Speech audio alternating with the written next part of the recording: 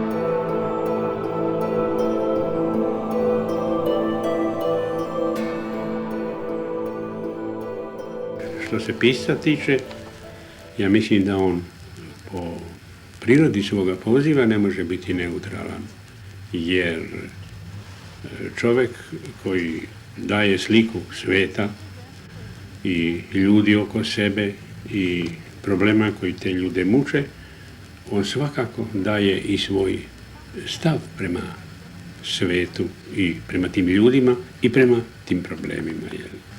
Uz Miloša Crnjanskog, Ivo Andrić je najveći i najznačajniji srpski pisac 20. veka.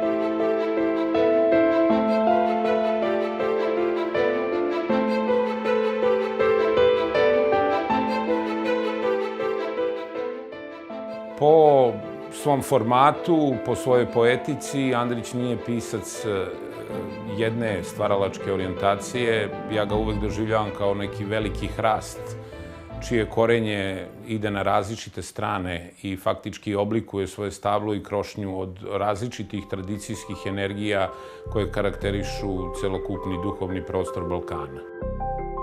O njemu je ostala fama kao piscu ozbiljnom, sabranom, piscu distance, čoveku koji ne govori previše.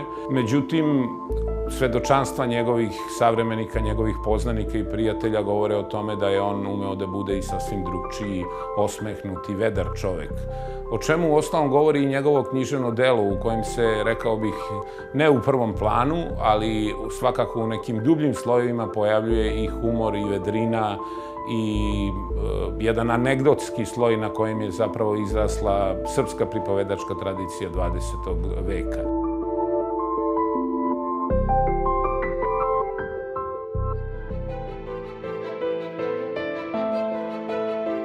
Za moju gimnazijsku generaciju Isidora Sekulić je bila amblematska ličnost. Sve što je ona napisala gutali smo, smatrajući je izuzetno modernim piscem, što je ona i bila u odnosu na našu školsku lektiru. Zatim evropskom spisateljicom, što je ona također bila, jer je obišla Evropu, što je bilo neobično za njeno doba, a i za naše poratno vreme.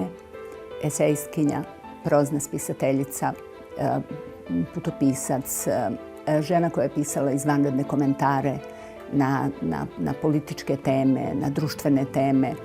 Bila je književni kritičar, pisala je o pozorištu, o muzici, izvanredne eseje o glumcima, čuveni njen esej o Grami tri sestre Čehova ili o glumcu Kajncu, čiju je glumu prosto analizirala tako da je to moglo da uđe u udžbenik svake režije.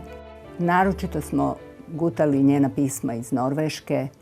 To je jedan čudesan putopis kome smo se strašno divili jer je Norveška bila za nas ipak nešto borealno, daleko i egzotično.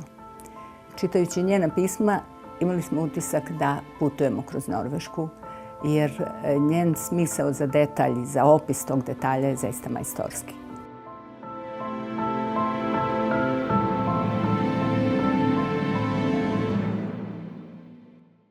Mislim da se uopšte ne može pisati ako čovjek nema dvije osobine. Ili je izuzetno ambiciozan, što ja nisam, ili je doživio vrlo tešku muku. I mora da se na neki način ili nekome osveti, ili da se ispovjedi, ili da uopšte krikne u prostor nešto što ga boli. Kao mlad pisac vodio sam 2 razgovora sa Mešom Selimićem. Bilo je to posle velikog uspeha njegovih romana Derviš i smrti i tvrđava koji su odjeknuli kao bomba na našoj književnoj sceni. Moram da priznam da sam imao tremu, recimo prvo prilikom razgovora. On se raspitivao za studentske demonstracije u kojima sam ja učestvovao i tad je iznao ideju da mora napisati jedan savremeni roman, odnosno roman sa savremenom tematikom, jer je smatrao da ono što je on rekao u Dervišu smrti i tvrđavi nije toliko jasno ili transparentno kako bi se danas reklo i da otprilike jedan takav roman sa savremenom tematikom može da iznese ono što je on želeo da kaže, a otprilike cijelo njegovo delo, bar u tim posljednjim fazi, bilo upereno protiv autoritarnih režima, protiv vlasti. Ja sam već negdje napisao da sam svjesno išao na rizik koji ljubav kao takva pruža piscu. Ljubav je prilično neuvjerljiva. Možda ona postoji u životu, ali nije tako česta. Zato je treba itekako dokazivati. Zlo ne treba dokazivati. Ono je suviše često i suviše je prisutno u našem iskustvu. Mešo Selimić je bio gospodin među piscima, kako je primetio Borislav Mihajlović Mihiz. Bio je fin, uljudan, čovek odmerene reči, oprezan na tvrdnjama, ali vrlo lucidan i čak na momente duhovit. Celo njegovo delo i njegov društveni angažman bio je uperen protiv represije nad intelektualcima, a to je bilo vreme vrlo nezgodno, bar što se tiče represija u kulturi. I on je smatrao da samo slobodan pisac može i treba da piše za slobodne ljude. Ja smatram da čovjek u knjizi, u pripovetci, u romanu nalazi ono što želi da nađe. Što želi da nađe. Znači sebe. Aleksandar Tišma je autentični gradski pisac i to pisac grada Novog Sada. On je rekao da bi mogao je da izabere bilo koji drugi grad, sličan grad. Ali eto, ja imam sreću, pošto sam i stanovnik istog tog grada, da mogu da kažem da je Tišma napravio od Novog Sada tačno jedan književni toponim kao što je Borgesov Buenos Aires ili New York Paula Austera ili Balzacov Pariz. Tišma imao nekoliko obsesivnih motiva. On je pisao o nasilju, on je pisao o krivici, ali sve u svemu to je velika priča o ljudskoj patnji i o ljudskom porazu. Ratne prave priče, znači priče o borbama ratnim, nisam nikad ni pisao jer nisam bio ratnik. A bio sam posjetilac javnih kuća. Znači, svakako da me je vuklo da pišem onome što poznajem, što volim. I ovdje na ovoj njegovoj terasi možemo upravo da vidimo ono što je Tišmu interesovalo. Jedan autentični život, jedan gradski mravinjak, nešto što možda ima i onu drugu stranu, negde gde možemo kao u jednoj Tišminoj pesmi samo da naslutimo ono što se zove brižno stivljenje poudavanih devojaka. Meni kaže prijatelj, školski drug, kaže, a od Boga tiš, pa kaže, ti ceo život, kaže, ideš s tim knjigama, kaže, vidi me kako nosim knjige. Kaže, pa život prolazi, šta je tebi, kaže, pa dođi u kafanu da vidiš kako je lepo kad mi, kaže, sedemo, pa pijemo, pa pričamo. Pa mislim se, ne bi ti ja seo tamo da mi platiš, ne znam koliko. Ja volim da čitam, a ti voliš da sediš i da piješ, jel? Usudio bih se reći da ako o moralu ne bih mogao govoriti, ne vidim o čemu bih uopšte govorio, odnosno o čemu bih s ljudskog stajališta bilo vredno govoriti. Sve što je Borisav Pekić stvorio odlikuje britka pamet, vanserijska erudicija i ironija. Ne kalkulišući niti prilagođavajući se trenutnim književnim modama, Pekić je stvorio jedan neponoviv ili neuporediv, još bolje rečeno, književni svet kako u srpskoj, tako i u evropskoj literaturi. Zlatno runo je najvažnije delo Borislava Pekića, roman u 7 tomova o trgovačkoj porodici Njegovan. Pekić se u svom monumentalnom epu vraća i u vremena kada je mit bio svakodnevica. Dakle, on ne uspostavlja granicu između mitologije i istorije, između fantastike i realnosti, budući da njegovi junaci istovremeno u sebi posjeduju sve one koji im prethode, dakle pretke i sve one koji će ih nastaviti. Pošto ja u slobodu volje verujem, ja u svojim knjigama moram govoriti i o moralnoj stvarnosti ljudskog života, uzdržavajući se da joj sudim. Određujemo se prema nekom književnom delu po tome da li nas ima u tom delu, da li ima tog sveta, da li ima načina na koji mi svet doživljavamo. U mom slučaju to je jako važno, da li ima inverzija, da li ima humora, da li ima lucidnosti. Sve to u Zlatnom runu postoji u jednoj neverovatnoj, ne samo količini, nego koncentraciji.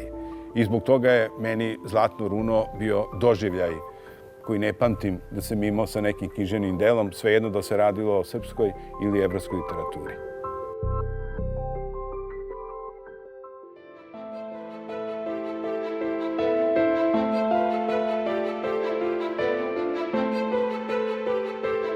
Mi svi znamo da umetnosti nema bez umetnika. Kad govorimo o Popi, pre svega govorimo o velikom umetniku. To je znači jedan svetski pesnik koji je drugovao i viđao se sa Jean-Paulom Sartrom, koji se viđao ranih godina svog stvaralaštva sa Alainem Bosquetom, sa čitavom nizom značajnih pesnika. To je autor koga su prevodili već pomenuti Alain Bosquet, koga je prevodio Charles Simić, o kome je pisao Ted Hughes, koji je sretao Nadine Gordimer, Borgesa, mnoge velike pisce poput Jehude Amiha i drugi s kojima je također i drugovo je bio živim vezama. Autor koji je preveden na skoro svim kontinentima, sa većim brojem knjiga, ogromnim brojem knjiga, velikog uticaja na svetsku književnost i nekog ko je pored svega toga ostao samo svoj, bez obzira na to kako je motivik obrađivao i šta je zapravo u svojoj književnosti govorio na onom prvom planu koji može da uđe svako od nas. Hodaš čitavu večnost po svome ličnom beskraju od glave do pete i natrag. Obasjavaš sam sebe, u glavi ti je zenit, u peti smiraj sjaja. Pred smiraj puštaš svoje senke, da se izduže, da se udalje, da stvaraju čuda i pokor, i sebi da se klanjaju. U zenitu svodiš senke na njihovu pravu meru, učiš ih tebi da se poklone i u poklonu nestanu. Hodaš ovuda i dan danas, ali se od senki ne vidiš. Popa je nastupio sa poezijom svedenog oblika, svedenog jezika u kome je govor idejnog i onog što je primarno jezičko izvanredno balansiran. To su kratki stihovi koji su govorili jednim razumljivim, gotovo kolokvijalnim jezikom, ali uključujući snažne elemente pesničkog humora, fantastike, svega onoga čime se posle Popa bavio i kao istraživač književnosti. Mi svi znamo one stihove oko koji su vođene velike polemike. To je recimo ona pesma poznata Konj, koja počinje iz ničega i kaže obično 8 nogu ima. Gde su mnogi videli samo eksces, a svi koji znaju da čitaju videli su u tome mnogo dublji smisao. U tome je recimo značajan deo veličine Popine poezije do na jedan jednostavan način, uz nešto što je veće od paradoksa i od simbola i od proste igre reči, ume da iznedri ono što danas zovemo identitetom, igrama identiteta i zapravo upisiljem neke naše subjektivnosti u neku pretpostavljenu objektivnog sveta koji na taj način menjamo.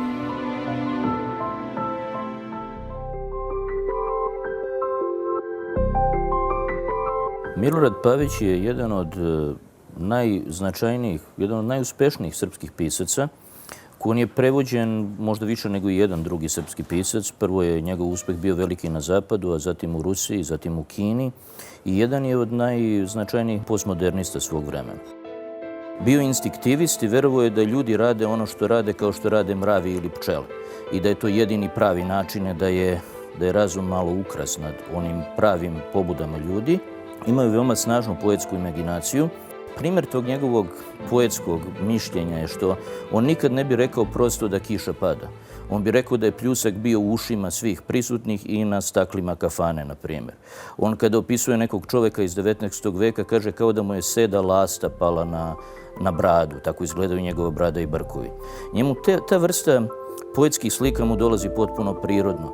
Kad govori o ruskom hrtu, on kaže da hrt može da trči oko vuka koji beži. Volao je hiperbolu, rekao bi da je čovek brz tako da može sam sebi uvo odgristi, tolika brzina. I on je umeo da nekako sipa staro vino u nove mešine i da kombinuje svoje ogromno znanje o onome što se dešavalo u svetu sa mitskim elementima srpske kulture i taj kosmopolitsko-lokalni spoj je ono što je značajno za Milorada Pavića. Ako uzmete dobar zalet, onda daleko skočite. To vreme koje se u mojim knjigama može naći tretirano kao prenapregnuti beton u modernoj arhitekturi, dakle onaj beton koji može velike lukove da iznese, to vreme vam omogućuje da zahvatite mnogo i taj daleki skok. Jedino ima jedna nevolja s tim vremenom, a to je ako suviše veliki zalet načinite, a nemate dovoljno snage, onda može da vam se desi da na zalet istrošite energiju. Pavić na jednom mestu kaže, bilo je tako bistro jutro kao da počinje 5-godišnje doba. I na neki način njegov svet je bio smešten u tom 5-godišnjem dobu.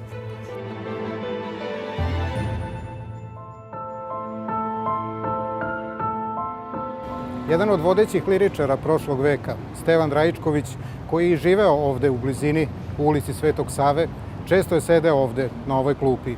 Prirodu poezije Stevana Raičkovića možda najbolje oslikava naslov njegove čuvene pesme i knjige Kamena uspavanka. S jedne strane, ova poezija je zaista kao uspavanka. Obraća nam se tiho, gotovo šapatom i u njoj se sa pažnjom i nežnošću pominju sasvim obične stvari. Travke, reke, oblaci, nebo, prizori gradskog života, a sa druge strane, ova poezija kao da zaista teži da pesme iskleše u kamenu, teži formalnoj čvrstoći, strogom pesničkom obliku, naglašenoj melodiji, kao u jednom svedenom i konciznom iskazivanju poetske poruke. Ja ne pišem ovo za tebe i njega, već za onog što će doći posle svega. I u nekoj sobi, pored hladne peći, šta će posle ovih reči baš on reći? On, što možda samo jednu misao ima, da je sam i baš tad nepotreban svima. Zbog takvog trenutka tvog, o ja sam, shvati, bdio jedne davne noći nepoznati. Ako se namrštiš, znaj da je zbog toga promašeno pola i života moga. Poezija Stevana Raičkovića može se napokon dovesti u vezu sa onom poznatom izrekom tiha voda, breg roni. Ispevane stišanim glasom na granici šapata, ove pesme zaista mogu u nama da odrone nešto krupno i pokrenu istinski preobražaj. Nalazimo se i živimo u jednom svetu gde opet nemamo konačnih rješenja, u jednom svetu bez iluzija. Svakako jedan od najvećih ključnih i najvećih pisaca 20. stoljeća je Danilo Kiš. I mesto na kojem se nalazimo je dvostruko simbolično u odnosu na njega. Pre svega tu je spomenik Raciji, tragičnom događaju kada su u februaru 1942. oko 1000 Srba i Jevreja ubijeni i bačeni u Dunav, a Kiš je u to vreme u Novom Sadu bio dete. Svakako da nas ti rani događaji i kad su manje dramatični obeležavaju, ti rani jadi, kako je Kiš upotrebio naslov u jednoj svojoj ranoj prozi, ali druga stvar je da je ovde prolazila takođe i pruga. Kišov otac je, kao što znaju poznavaoci, bio železničar i to ne bi bio tako značajan podatak da ovo mesto i simbolično ne spaja, dakle, te dve priče, veliku priču istorije, intimističku priču Danila Kiša, jer taj železničar se javlja kao jedan od njegovih junaka rane proze, njegovih ranih jada, pod imenom Eduard Sam, u kojem prepoznajemo i lik lutajućeg Jevrejina, ali pomalo neobičnog lutajućeg Jevrejina zaljubljenog u vozne redove. Činjenica je da sam od svog detinjstva okružen nasiljem i zlom društvenim, a s druge strane same ideje, totalitarni svetovi, ratovi u kojima živimo, od kojih sam živeo od najmanjih, najmlađih dana, nisu mogli da me se ne dodirnu i da se na neki način ne odraze na mom duhu i evidentno i u mojim tekstovima. On će nas da zahvati za film. Ne nalazimo se slučajno ovde u spoljnom vencu kupole hrama Svetog Save na Vračaru. Odavde se najbolje vidi horizont i nebo iznad Beograda. Ako prozu Ive Andrića simboliše most, Pekićevu prozu simbolišu najlepše beogradske kuće i fasade, ako prozu Milorada Pavića simboliše vizantijsko nasleđe, onda reč nebo najbolje simboliše poeziju i prozu Miloša Crnjanskog. Nebo zato što je Crnjanski autor jedno od najlepših pesama napisanih na srpskom jeziku, pesme Lament nad Beogradom. Nebo i zato što je jedno od najčuvenijih rečenica srpske književnosti glasi beskajan plavi krug, u njemu zvezda. Nebo zato što je reč o autoru jednog od najboljih romana ispisanih na srpskom jeziku Selbama, romanu koji je pre 20 godina i u Francuskoj proglašen za knjigu godine, za prevedenu knjigu godine. Nebo zato što je to autor romana o Londonu, snažne priče o gradu u kome je proveo decenije u emigraciji. Nebo zato što se ne može reći manje, mada se može govoriti mnogo više o prozi i o poeziji Miloša Crnjanskog. Svako vreme ima svoje predstavnike. I onda kad ti predstavnici se mešaju u stvari koji se ne tiču u stvari, nastane džumos. Ti, međutim, rasteš u zornjaču jasnu sa avalom plavom u daljini kao breg. Ti treperiš i kad ovde zvezde gasnu i topiš ko sunce i led suza i lanjski sneg. U tebi nema besmisla ni smrti, ti sjajiš kao iskopan stari mač.